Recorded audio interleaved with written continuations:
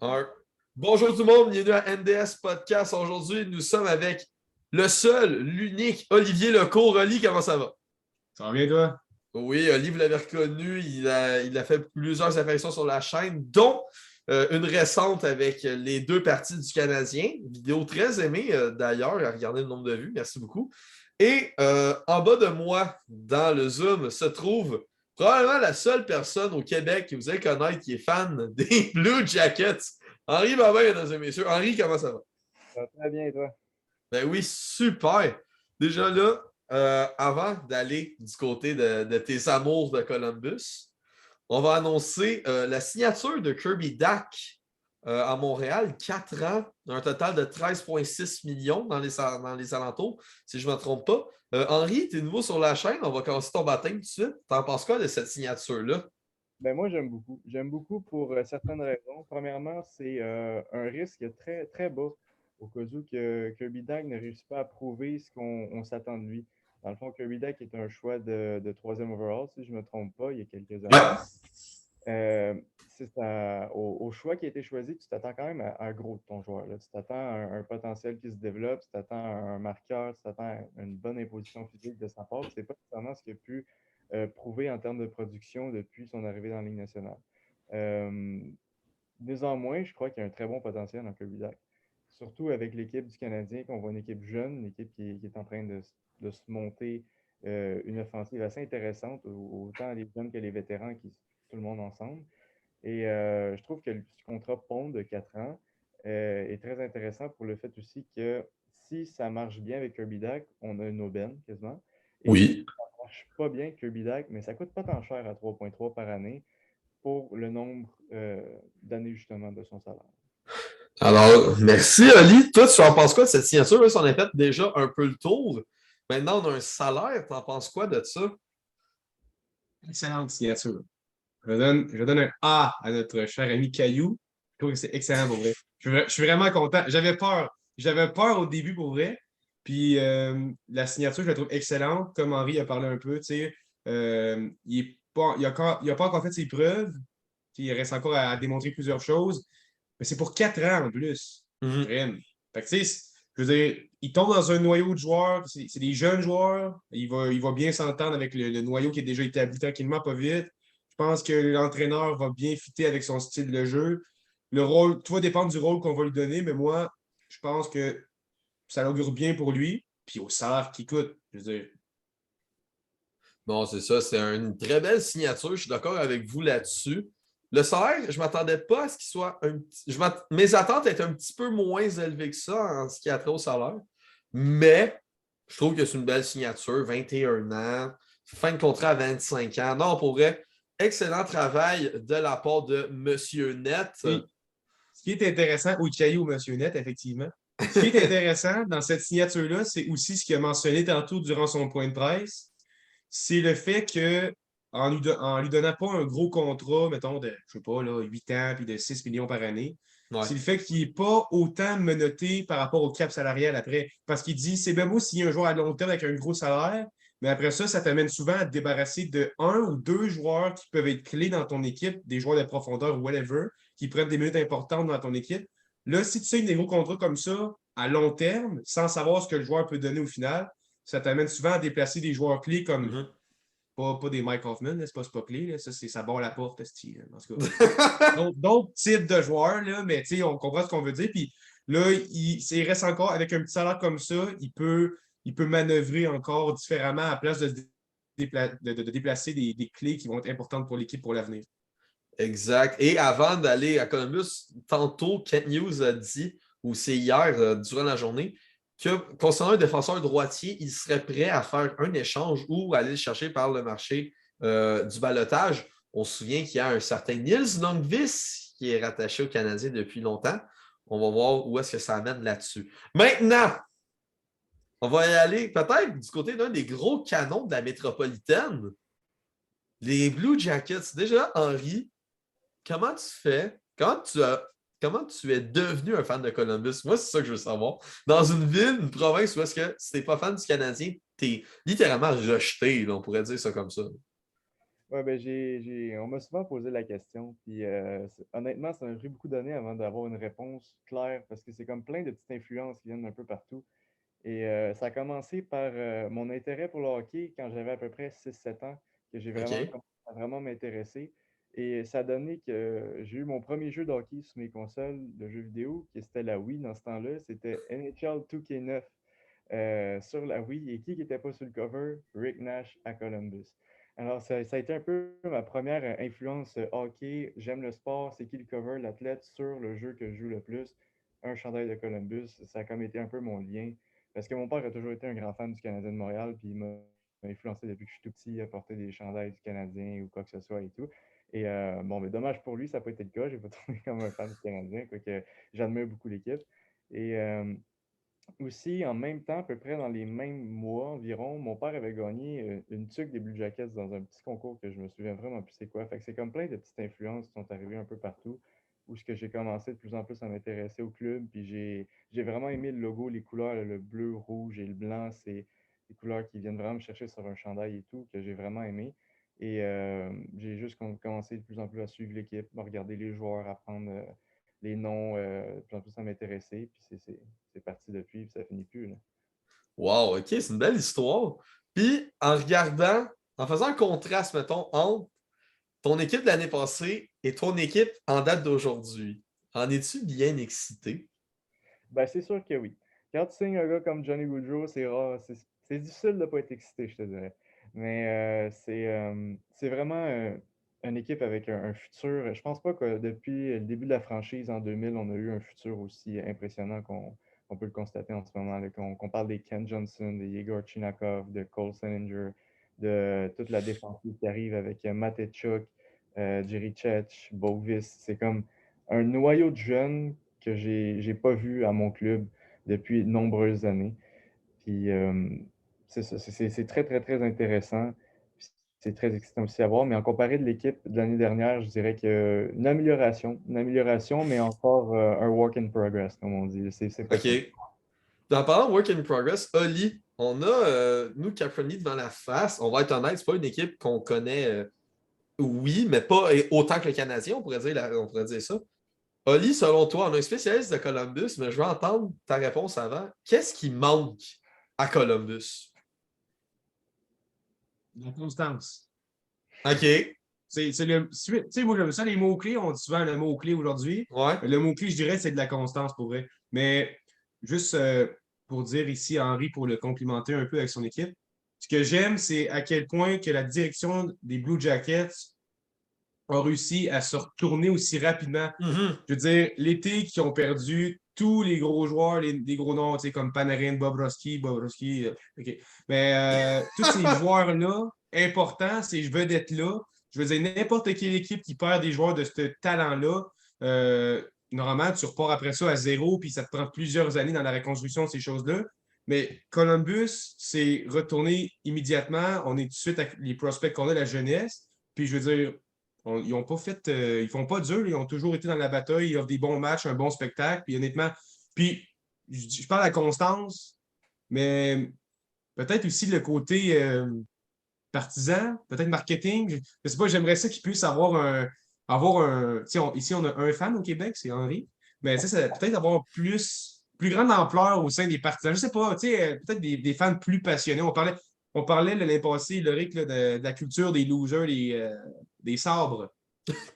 Mais tu sais, quand on parle de la culture qui sont instaurées par les équipes, euh, moi, Columbus ne m'inspire pas. Ils ne viennent pas dans mon top 10 des meilleures cultures de hockey, là. Tu sais, fait que j'aimerais peut-être que ça serait pas un truc qui pourrait développer davantage. Je ne sais pas comment tu peux faire ça vraiment, là, mais en apportant Ouais, des joueurs comme Gaudreau, ça l'aide. c'est ça, exactement. Puis, tu sais, ils l'ont essayé avec Panarin, Duchesne, en allant chercher tous des gros canons de cette ampleur-là. Mais, oui, ils ont perdu. Mais ils ont réussi à, comme tu as dit, gagner très, très vite en allant chercher des Patrick Laine, des Johnny Gaudreau. Puis il y a quelque chose qui commence à se développer à Columbus sur la glace, pas en tant que partisan, malheureusement, mais en termes de culture, oui, Columbus ne fait pas partie du top 10, mais ne fait pas partie des 10 pires non plus, là. Ils sont ce que j'appelle dans le no man's land. C'est pas la pire, mais c'est pas la meilleure. Tu sais, une culture, ça se développe à partir de quand tu pars d'un noyau de jeunes joueurs, puis tu sais que les gens peuvent savoir, tu sais, vont les suivre à travers plusieurs années, Exact. tu sais. Quand tu arrives avec juste tes joueurs qui arrivent pour un laps de 2 3 ans, puis ils repartent après, puis là, tu repars de plus rien, le monde n'a pas envie de suivre ça, une équipe comme ça. Mais une équipe actuellement comme Columbus, qui sont en train de bâtir, tu as le goût de t'intéresser à cette équipe-là. Écoute, moi, Columbus, là, avant, ça me passait 8 pieds par-dessus la tête. Là, c'est sûr qu'avec Henry, je m'en parle régulièrement. Mais je trouve que c'est une équipe intéressante à regarder. Tu sais, autant Mhm. qu'on a vu les prospects avec Team Canada récemment, mais je veux dire, les prospects qu'il y a dans cette équipe-là, ils ont des noms qui sont connus et qui te donnent le goût d'apprendre à les voir, à apprendre à les connaître et à les voir jouer. Fait qu'honnêtement, Columbus, c'est une des équipes qui va être euh, importante à surveiller dans les prochaines années. Oui, puis Henri, est-ce que tu nous rejoins sur le point de la culture et sur le point de Lee, entre autres? Oui, oui, certains points que je suis très d'accord avec vous, mais ce que j'aimerais mentionner, c'est que à Columbus, c'est pas une énorme fanbase, c'est pas les rues pleines de logos, de chandails, un peu de comme le côté marketing un peu comme vous avez parlé. Mais ce que j'adore, c'est les valeurs. C'est des saisons et des saisons de misère depuis Mhm. les années, 2000 où c'est la création du club. C'est des apparences en série très peu. Écoute, je pense que à partir de 2014, ça a commencé à être un peu moins pire, là, mais de 2000 à 2014, on a fait une fois les séries. C'est tough de une ou deux fois, là, mais c'est tough d'avoir une culture de partisans fiable et fiers tout le temps. Mais c'est des gens passionnés de hockey en Ohio, puis c'est pas on peut pas trop leur en demander non plus parce que c'est pas le sport principal. Le Ohio State Football, les Buckeyes, ils prennent beaucoup plus de place que les Blue Jackets à Columbus. Mais c'est des gens avec des grandes valeurs, une organisation avec des grandes valeurs aussi. On cherche à développer les joueurs parce qu'avec un marché comme on a, les agents libres, c'est rare que c'est des gros noms.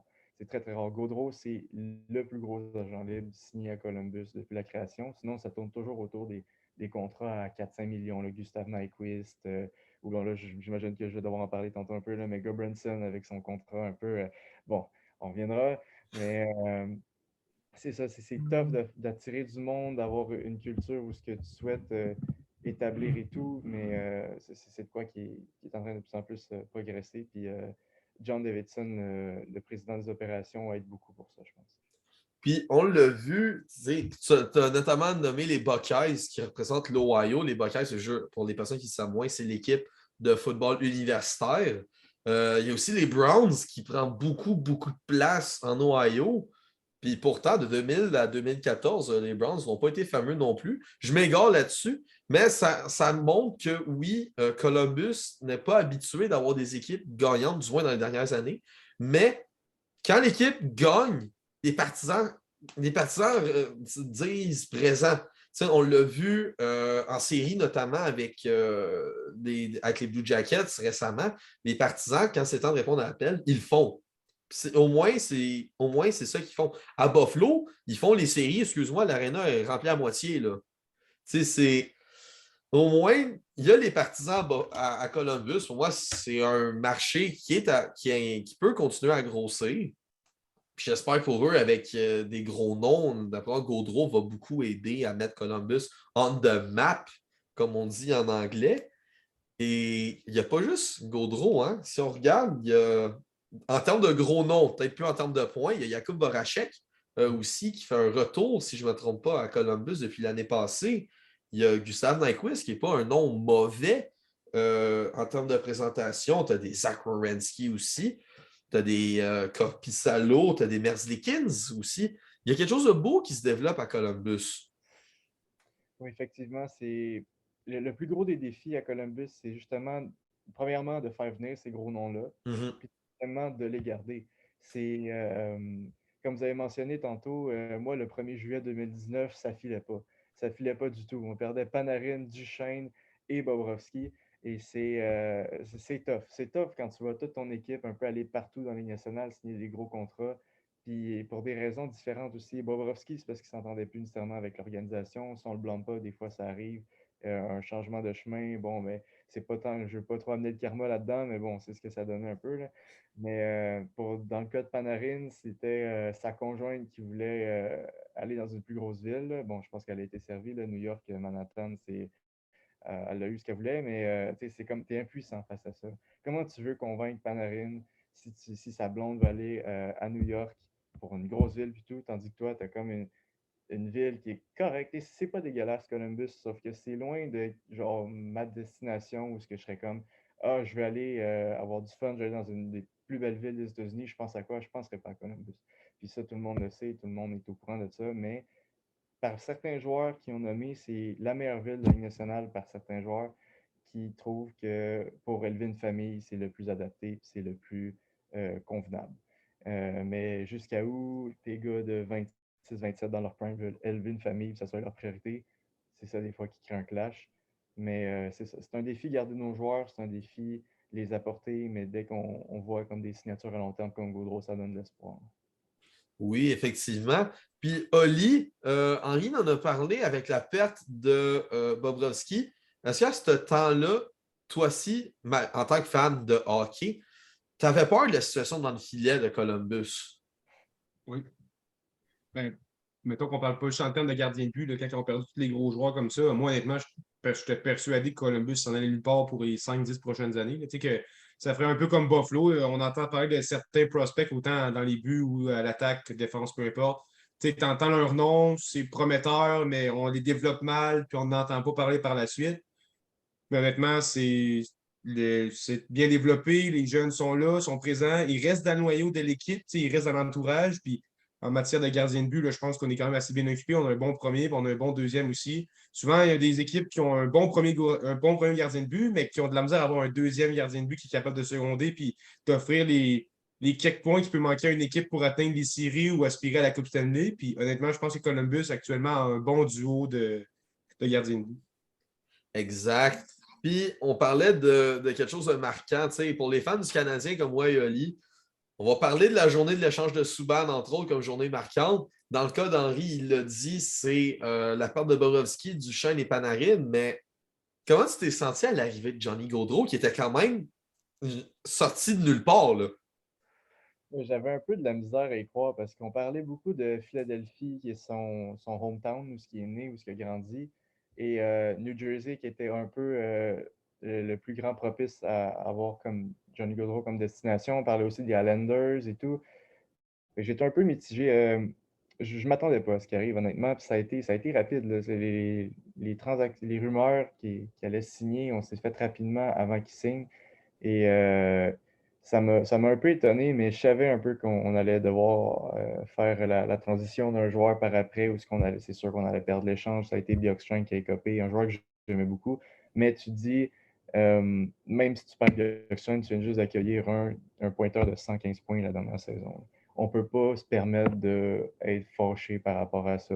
C'est un grand, grand, grand step pour l'équipe. C'est surtout un grand step pour les partisans aussi. C'est une hausse je ne me souviens plus des chiffres exactement, mais je sais que les billets de saison ont été en hausse cette année pour les Blue Jackets. C'est ce qu'on veut voir. On veut voir des partisans, on veut voir une arena remplie.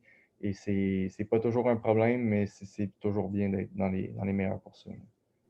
Puis avec cette signature-là, est-ce que selon toi, c'est le temps d'essayer de faire un autre push pour les séries ou vraiment d'attendre mettons, une ou deux saisons de plus avant d'y aller le tout pour le tout, là?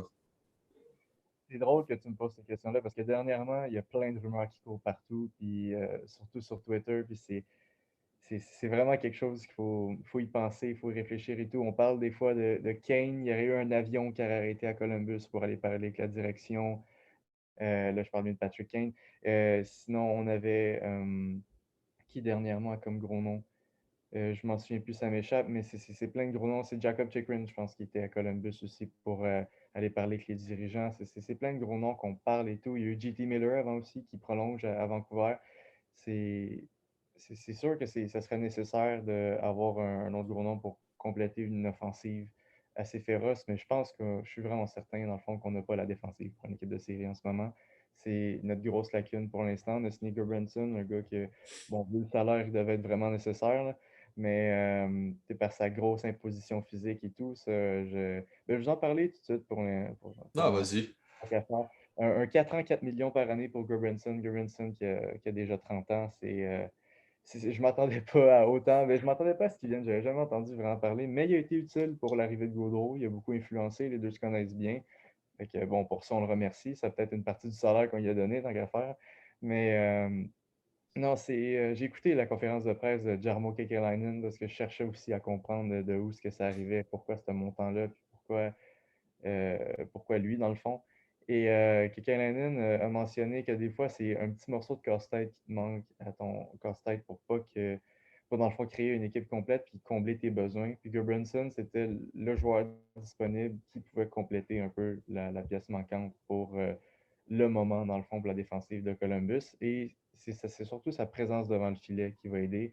Je pense que je me souviens plus des chiffres exacts, mais énormément de buts accordés par Columbus cette saison-ci étaient devant le filet ou très proche du filet. Et c'est un joueur comme Gudbranson qui peut justement t'aider à mettre une grosse présence, tasser les joueurs devant le filet, éviter des gros retours coûteux et justement t'amener surtout en désavantage numérique, à t'amener une énergie de plus.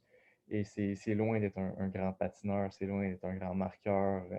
On ne s'attend pas à des stats de points sublimes par Gudbranson cette année, mais Kekalainen a mentionné que pour avoir ce que tu veux, il faut payer le prix.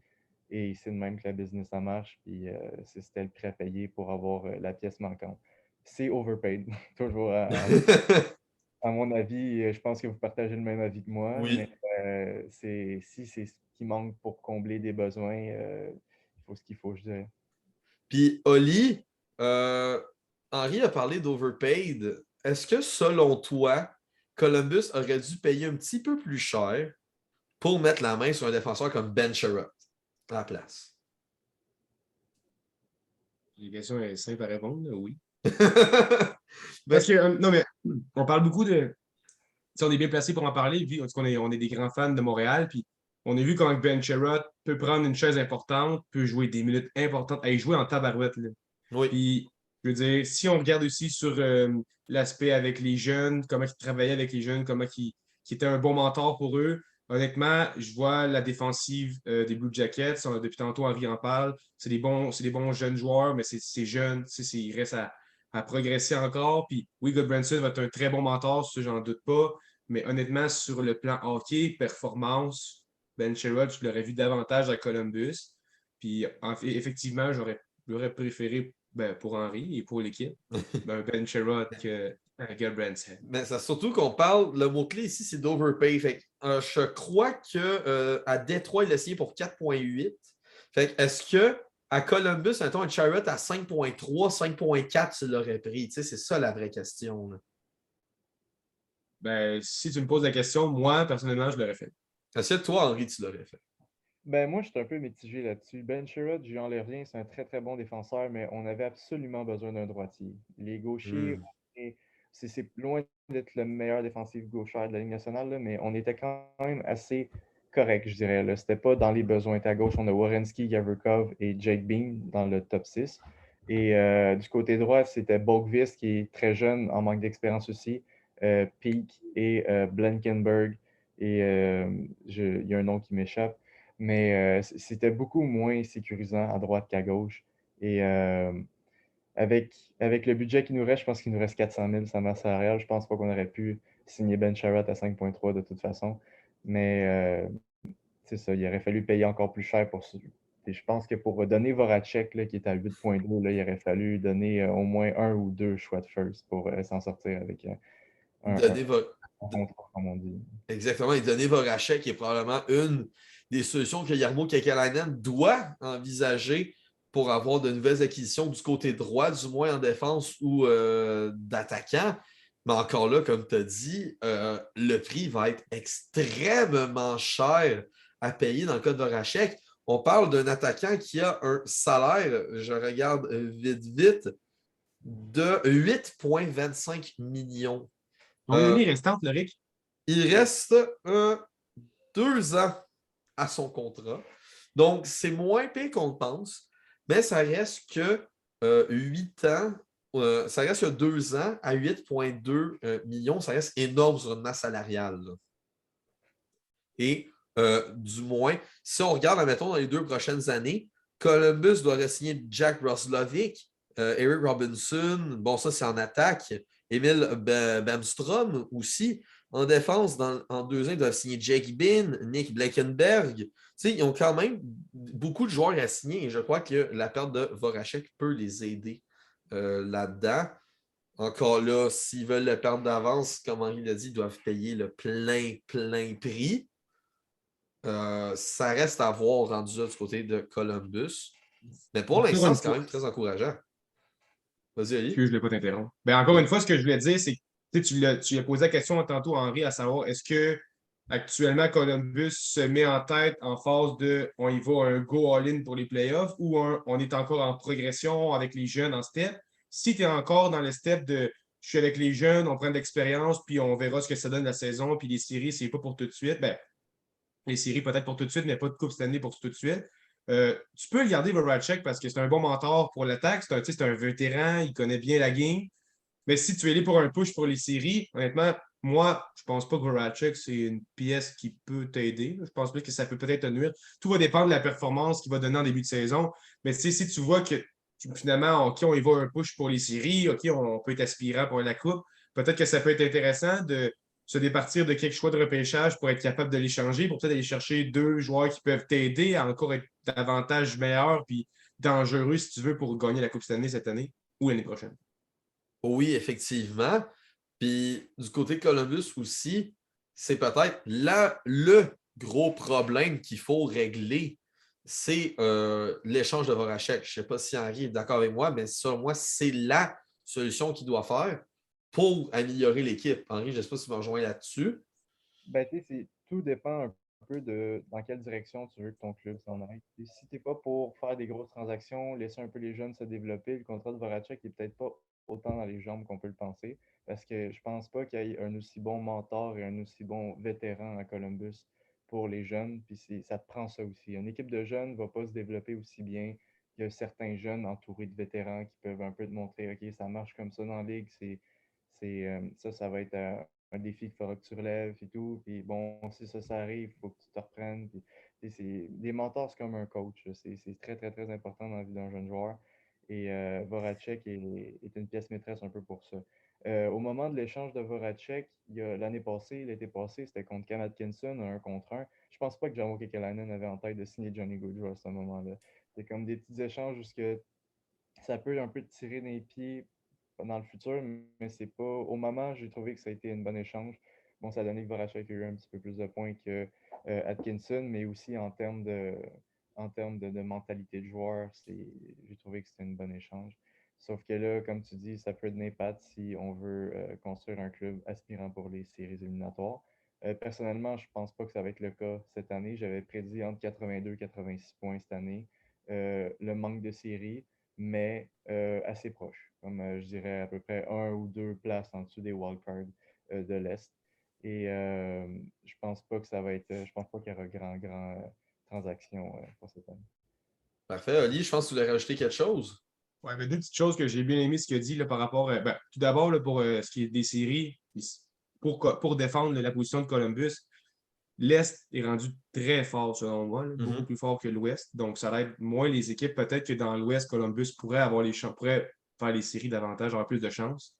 Mais moi, ce que j'aime par rapport à ce que tu as dit, puis je trouve qu'on oublie souvent ça quand on analyse un joueur ou une équipe, c'est le fait que des fois, tu fais l'addition d'un joueur dans une équipe, puis là, tu te dis, ce joueur-là, dans telle équipe, mettons, il a fait, je sais pas, 90 points, c'est un bon joueur, mais souvent, tu oublies que la manière de jouer, les stratégies, ces choses-là, des fois, d'arriver dans un nouveau noyau de joueurs, c'est pas le même style de hockey.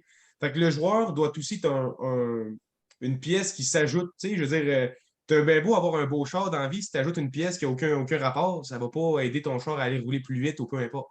C'est la même affaire pour ton équipe. Même si c'est un bon joueur dans telle équipe, peut-être qu'en arrivant dans ta formation, même si c'est un bon joueur, puis peut-être qu'il ne fêtera pas avec ton équipe, puis que ça l'aidera pas davantage. Fait que je veux dire, ce que j'aime de Columbus, c'est que souvent on fait des acquisitions. Mettons, on parle de Brinson, même si je l'ai ici, mais pas. Tu sais, c'est des acquisitions, comme Henri expliquait tantôt, c'est des pièces qui peuvent aider ton équipe. Tu sais, on paye peut-être un peu plus que ce qu'il devrait gagner, mais c'est des pièces qui cadrent bien avec l'équipe et qui vont aider l'équipe autant à court terme pour certaines choses. Comme il dit, il avait un besoin à combler par rapport à un gars qui joue du Sherwood devant le net, mais c'est aussi un gars qui va aider à long terme avec la formation pour les jeunes. Fait que, tu vois, c'est l'acquisition d'un joueur que tu dis, pourtant, c'est pas un joueur qu'une équipe voudrait nécessairement payer tant pour ce joueur-là, puis ou transiger pour l'avoir, mais tu vois, au final, c'est une pièce que Columbus avait besoin. Fait qu'il faut souvent regarder plus loin que juste l'acquisition d'un joueur. Il faut regarder est-ce que ça fit, est-ce que tu as la formation à quelle place, quel rôle qu'on va lui donner. Puis honnêtement, de la façon qu'Henry l'explique, puis qu'on peut voir ça, c'est une bonne acquisition, Goodbranson. Bon, après ça, il reste à voir le salaire, mais ça, c'est un autre détail. Exact. Et les gars, il reste environ 3 minutes. On va y aller vite, vite. Selon vous, à part le côté droit, qu'est-ce que Columbus doit améliorer le plus possible? Selon moi, c'est de trouver un premier centre. Columbus, s'ils veulent aller loin en série, s'ils veulent faire une course aux séries, se doivent absolument de se trouver un premier centre. Jack Roslovic peut l'être comme dépanneur, mais ne peut pas l'être à temps plein, selon moi. Henri, toi, ta solution? Non, d'accord avec toi. Jack Roslovic est un bon attaquant, un bon centre, mais vraiment pas un centre de premier trio. Boone Jenner non plus. Et là, ce serait savoir, tu as deux possibilités. Tu formes ton premier centre, en soit Ken Johnson, Cole Senninger ou les prochains prospects qui peuvent arriver, ou tu vas en chercher un qui est déjà établi, qui est déjà une valeur sûre. Là, ça reste la question un peu mystère à se poser. Où est-ce qu'on va se déplacer et tout? Est-ce qu'on va vouloir former? Est-ce qu'on va vouloir aller chercher un joueur?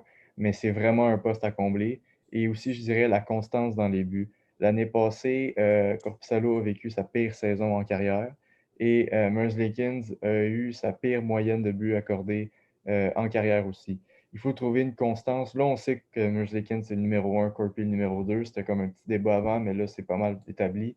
Reste à savoir qu'il faut les performances qui viennent avec. Et toi, Oli, de ton côté? Moi, je vais y aller du vieux jeu plate, mais je veux dire, moi, je pense que le temps, la patience. Henri l'a dit, là, ils ont les jeunes joueurs. Là. Cole Sillinger, là, juste le temps. Moi, je pense que c'est patience un peu. Honnêtement, comme que dit Henri, peut-être que les séries, c'est pas pour cette année, ni l'année prochaine. Mais si tu vois avec l'expérience, tout dépendant du temps de jeu que les jeunes vont pouvoir avoir, mais moi, je dis que d'ici 2, 3 ans, tes jeunes vont pouvoir prendre la place sur les deux premiers trios. Puis honnêtement, là, tu vas avoir une équipe qui va avoir de l'expérience nécessaire. Puis ta jeunesse, là, qui vont avoir 22, 23 ans, ben là, les gars vont être là, puis ils vont être là pour plusieurs années en plus. Fait que moi, honnêtement, je dirais que la patience est de mise pour Columbus. Parfait. On va y aller d'une note pour le bilan de saison morte de Columbus ainsi que notre prédiction si ils font les séries ou pas. Oli, on va commencer par toi. Moi, avec la signature de Goldbranson, ça va un petit peu descendre ma cote, mais je vais y aller d'un. Bon, j'hésite, mais je vais donner un B. Un B. Je vais donner un B, et puis je pense, comme Henry, Columbus ne fera pas partie des séries pour la simple et bonne raison que l'Est est très fort actuellement, mais je pense qu'ils vont donner une très bonne saison. Ils vont jouer un petit peu en haut de 500, puis ils vont donner du fil à retordre aux meilleures équipes. Parfait, je vais y aller de mon côté. Moi, j'y vais avec un B+, dans les mêmes coins qu'Oli. Goodbranson est une signature correcte. C'est le salaire qui me dérange dans son cas. J'ai bien hâte de voir s'il va faire taire ma façon de penser sur lui l'année prochaine. Mais je trouve que c'est une excellente saison morte de la part de Columbus. Selon moi, ils ne feront pas les séries. Ils fichent en haut de 500 comme Oli. C'est pas mal une des équipes que je trouve le plus excitant à voir cette année. Donc, j'ai bien de voir Columbus. C'est Henri, pour clore ce podcast, qu'en penses-tu de ton équipe? Moi, je donnerais une note de A-. C'est pas trop mon Hmm. fan qui veut prendre le dessus, mais Gaudreau étant la meilleure signature de l'organisation, je pense qu'il faut donner un peu de crédit. Et sinon, comme j'ai mentionné tantôt, entre 82 et 86 points, manquer les séries, mais pas trop de loin non plus. Et les meilleures années sont à venir pour Columbus. Bon, sur ce, merci messieurs. C'était un plaisir de faire un podcast avec vous. Dans les commentaires, dites-nous si vous avez bien aimé Henri. Il pourrait revenir faire quelques apparitions dans le balado. C'était Oli, Henri et Loric moi-même. C'était NDS Podcast et sur ce, passez une excellente soirée.